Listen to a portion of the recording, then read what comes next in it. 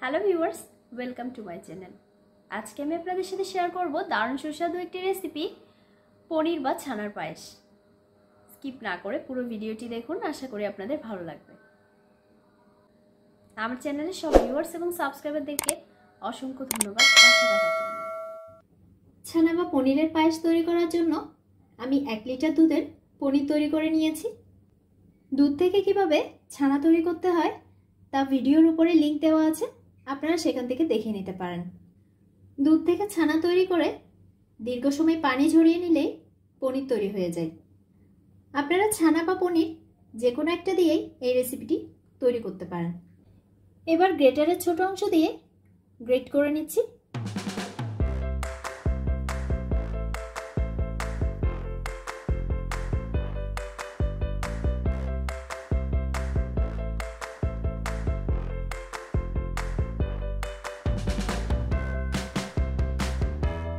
Great করা হয়ে গেছে। চুলায় একটি পাত্রে 1 চা চামচ পরিমাণ ঘি মেল্ট করে নিয়েছি। এবার দিয়ে দিচ্ছি কিছু কাজু বাদাম আর কিশমিশ। লো ফ্লেমে একটু নেড়েচেড়ে ফ্রাই করে নিচ্ছি।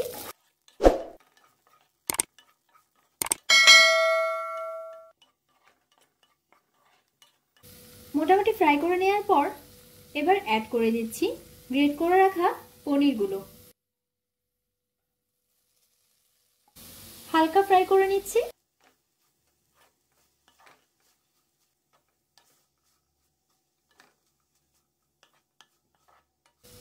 অল্প একটু ফ্রাই করে নেওয়ার পর এবার অ্যাড করে দিচ্ছি আগে থেকে জাল করে রাখা 1/2 লিটার তরল দুধ। দিয়ে দিচ্ছি 1 কাপ চিনি।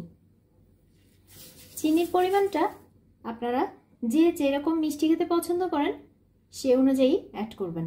চুলা মিডিয়াম ফ্লেমে রেখে নেড়ে চেড়ে পায়েসটা ঘন করে তৈরি করে নেব। খেয়াল রাখতে হবে যাতে পাত্রের তলায় লেগে পুড়ে না যায়।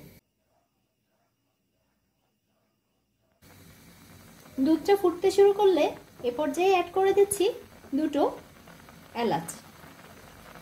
আপনারা চাইলে এলাচের গুঁড়োটা ইউজ করতে পারেন।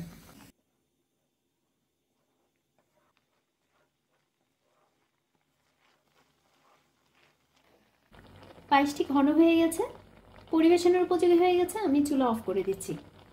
পরিবেশনের সময় উপরে দিয়ে দিতে পারেন কিছু পেস্তা বাদাম।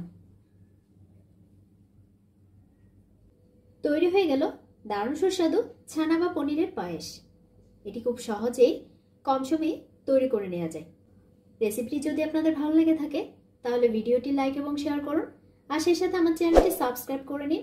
পাশে থাকা বেল আইকনটি ক্লিক করে দিন যাতে দারুণ সব রেসিপির নোটিফিকেশন পেয়ে যান। ধন্যবাদ।